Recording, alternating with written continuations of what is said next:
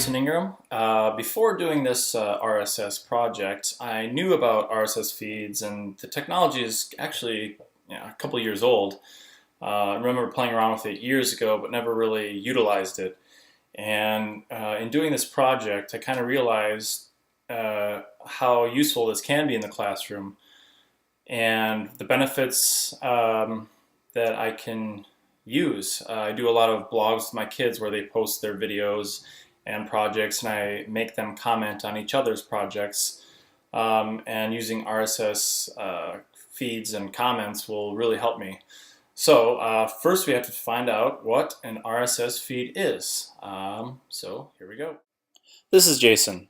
Jason's a smart guy who likes to go to websites. His first website he likes to go to is a nag feed. A news feed. So he gets all the information and what to do, and spends some time, and then he's done.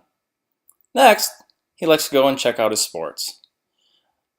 The sports page is a little slow. Here we go. He's going to say hi, check up on the scores, see what's going on in baseball, figure out his swing, and he's done. This is Feeder. Feeder is a Chrome extension and an RSS aggregator. What he does is he goes to my sites for me and finds out the information that I want to know right now. So all I have to do is go and talk to Feeder.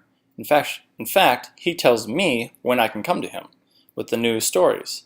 So I'll go to Feeder, he'll tell me all my stuff in one shot, and saving me time. So now that Feeder has given me so much extra time, I get to go and have some fun. Now, let's take a look at how to set up Feeder and RSS feeds. So, now that we know what Feeder is, how do I install it, how do I use it, and how am I going to use it in the classroom? So, head over to feeder.co. Get to this web page. This big button here says Install Feeder. Go ahead and click it. Once you do that, it'll appear over here at the end of your address bar as an RSS symbol. Head over to one of your websites you use, Photoshop tutorials. There's a green plus saying it's reading a feed. Click on it, and there's +2, meaning there's 2 feeds in here. Click on that. I'm already following Photoshop tutorials feed. The comments feed I'm not following yet, so I'm going to go ahead and click follow. Now I'm following it. It appears under here. I have everything else in folders right now, but my comments for Photoshop tutorials is not in a folder yet. So let's go ahead and put that in there. I'm going to open up this little gear wheel and go to organize your feeds.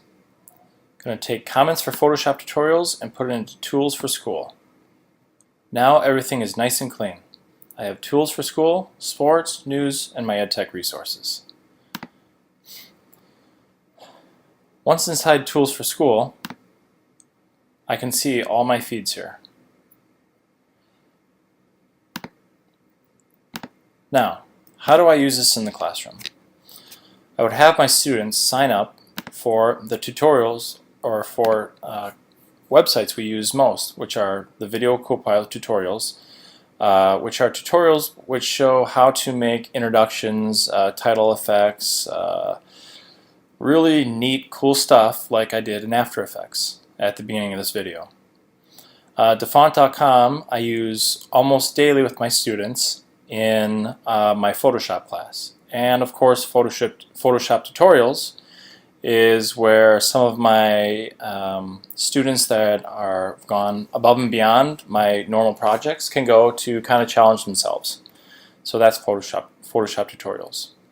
So what my students would do is every day just check their feed to see if there's anything new from Dafont.com. There's nothing new right now. If it was new, you would see a little number here in red. So right now I have 40 news stories from sports and 50 from news.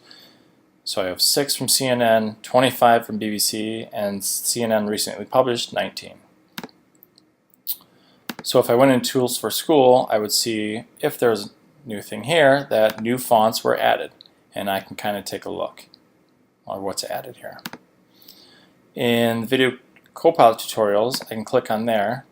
I can see the new tutorials on here: translucent glass, simple car rig, explosive training. Ooh, explosive training, that looks fun. I'm going to click on it.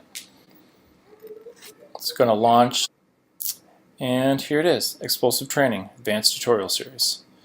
So the students can take this, train compositing, looks like they can blow up a train here, an AE, tanker destruction in 3D Max, and the fume explosion in 3D Max. So if any of my students are interested in blowing up a train, they just found out that they can do it nice and easy using feeder in the RSS feeds. I hope this gives you some ideas if you teach any of these classes. Thanks for watching.